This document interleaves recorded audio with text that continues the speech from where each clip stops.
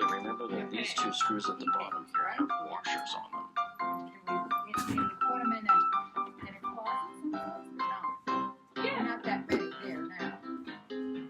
I guess, That's three of them. Okay, so for example here, when you look around the back of this, there's a couple of things wrong here. So first of all, you should never use this type of the foil tubing here going from the dryer here to the wall vent port. And all the manufacturers will tell you that it's crystal clear right there in their directions in the installation manual not to use these types of foil or plastic hoses because they could theoretically be a fire hazard. Now, when you're looking at this, there's no guarantee. This one sort of feels like it's metal foil, but there's no guarantee that that's not some kind of mylar film that could catch fire with enough heat. So that's one of the other contributing sources to fires in a lot of people's houses associated with the dryer. Second problem here with this is, see how this is coiling all over the place like a snake? It's really not supposed to do that. It's really supposed to go from here with maybe one bend and then up to the hole. So we'll see if we can't correct this for now temporarily until we can get a better solution implemented here. See, if you just set that thing there by itself, you can see it won't stay in place. It will try to unravel itself. And when it does, it will uncoil like a slinky, and it'll drag itself all the way down to the floor, and you'll have all sorts of curves. Okay, so you can see we've added the foil tape here just to hold this slinky together so it doesn't drop. It'll stay like right where it is. So it's just a minimal curving going into the wall. In order to get this front door frame off here, you got to push down this tab here, and there's another metal tab over here, and these will help loosen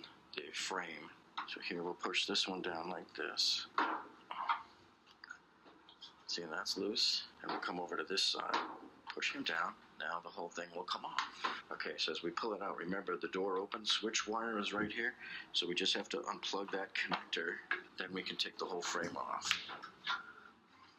Just lifts right off at the bottom. See here on the back of the door frame and on the bottom, there's all sorts of lint. This is a great time to vacuum all of that out. And really, this is something that you can do every year or two in your dryer as well, is to vacuum out all of the dust and stuff that's back there. See all these hairs and lint and everything? Get out what we can out of there. It's actually reasonably clean. I've seen other dryers that are not sealed off from the drum very well, and they tend to collect a lot of lint piled up in there. But this one's actually fairly clean. This one's been in operation for about a year and a half. Okay, so the heater is right back there. You can see the coils. We get in real close. So what we have to do is we have to undo this screw right here, because you have these two screws here, and then there's two really difficult ones to get to on the back side of it. Right back here. Okay. What's that for? Okay, we have to undo this connector so Well, you the push bed in jacket here. and my other And pants you and just stuff. separate. Leave those on the bed. I'll Get him decide out of the what I way. want to do with them later. Okay, now we'll focus our attention on these two. Oh, well, let's see. Now you have to have a stubby Phillips head driver like this one here. And if you don't have this one, you're not going to be able to do this repair, because you have to reach way back behind the back side of this bracket here to get the other two screws that are placed similarly. And here we are. We pull the screw out here. And the best way to get to the one on the other side is to go around this way with your little stubby driver and unscrew it on the back side. So now you just pull the whole thing out. The whole assembly comes out. Okay. That's where having this screw really comes in handy when you have to get into these tight little areas. Okay, so now we're separated. Now we pull the bottom bracket out. Now we can twist out the heater here. You can pull out the heating element. Now once you have it out there, you get your phone out there and you get a picture of where the wires were. This one should go in the middle drawer. Take a few shots here so that you'll remember where they were when you go to put it back together. Okay, so now we have them all unplugged. Now you can pull out the entire heater element here. Good, excellent.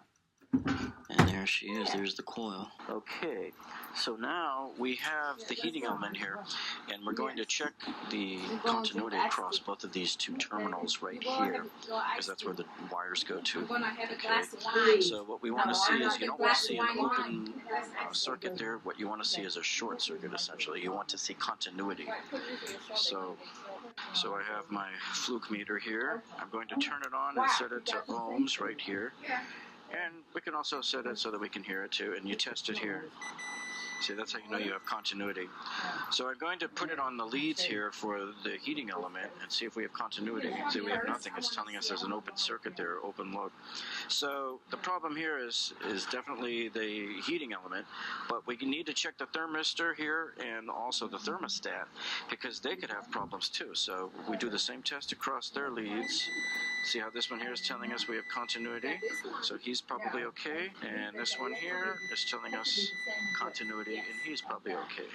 Okay, so I realize not everybody is going to spend the kind of money like I do on the big fluke meters, so you can also get this smaller one here too from Klein. I'll put links to both of these down in the description for you. And I highly suggest everybody have a small meter like this. You can keep it in your car because you're most likely going to use it to check your car battery if you ever have a problem, but you just turn it on. And I highly recommend you get an auto ranging one. Don't get a meter that you have to do it manually, tell it what range it's in.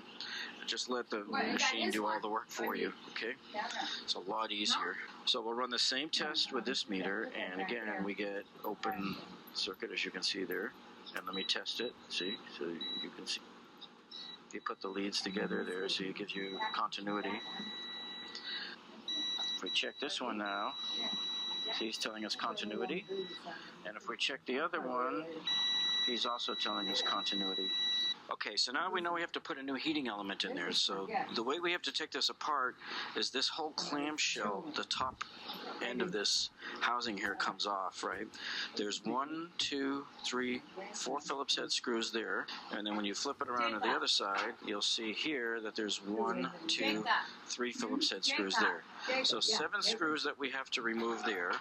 Okay, and then right here on the 2 leads where the wires connect to the heating element here, you see how it's sort of twisted down a little bit? We have to flatten these out, both of these leads, so that they can push through to the other side. And then this tab right here, both of these tabs have to be pointing perfectly straight up, so that when we loosen the top lid here, we can just pull it right up. And then lastly here, because the thermostat and the thermistor here are both attached here, top and bottom, what we have to do is loosen one of the screws on each one of these here so that they'll come up with the lid.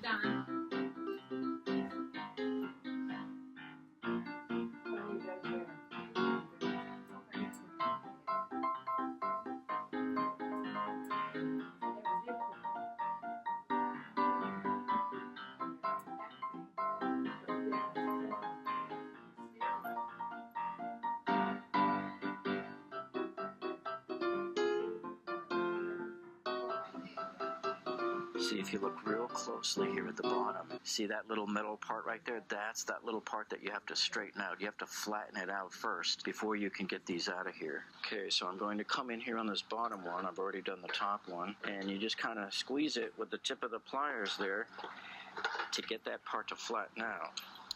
And once you've done that, you can push the lead through. Okay, now it should push through. See, there you go. Same thing with the top one. And we can pull our leads out. Okay, so now we have our 2 leads are loose now. Now we can concentrate on this tab right here. Done? So I'm going to Nothing. get my little pliers in here This is and my just stuff. bend that lead up. There we go. Here's our heating element. Let's find out. Oh, there's the brake. You see right here. Here's our brake. Today, it's very easy to Tuesday. find. All you No, do is it's you just start Friday. It's gonna go out wiggling the Friday. sections till you find it. And I knew it wouldn't be too hard to find. I still don't know why these things don't last. I'm This going is to a take it in the Samsung, garage. and this thing it was put in a year and 4 months ago. Take a look at the middle right there. See that crack right there in the middle of the base plate there? That's incredible. That means that there must have been a huge amount of heat, because it's also not far from where the coil actually busted right there. See that? So this was definitely a problem of overheating.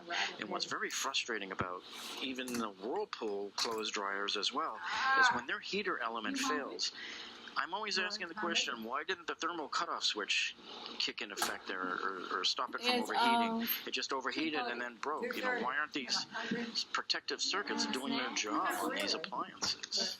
And why they made it so difficult to get in there and change it. When they know these things fail, I mean, this is the most common part to fail on a dryer, and why they don't make these things much easier to get at. It should be as easy as opening up a little access panel on the back of the dryer and reaching in and grabbing it and sliding these things out. But, you know, that's the way mechanical engineers are at these appliance companies. They're not very smart. Hey, the other thing, too, while you're at it is, you know, you can clean all this dust and dirt up here. Come on here, what kind of ship are you running here, huh? Look at this, clean up that mess. Let's get that cleaned up. Okay, so here's the new part here in the box. This is your new heater for your Samsung dryer. This is your new heater element for your Samsung driver here. One more time. Okay, so this is the new heater element part here in the box for your Samsung dryer. And you open it up there, and there it is, nice and shiny and new. And we'll pull it out of the box here. And by the way, I'll put a link to this description. I will put a link to this heater element down in the description for you, so you can check it out for yourself. Whenever you go to Amazon to check out parts, always make sure that it's the correct part for your appliance. And if not, then you need to keep searching when you get there on Amazon for the correct part. I'm going to use my miniature Ryobi blower here to blow all of the big dust off here.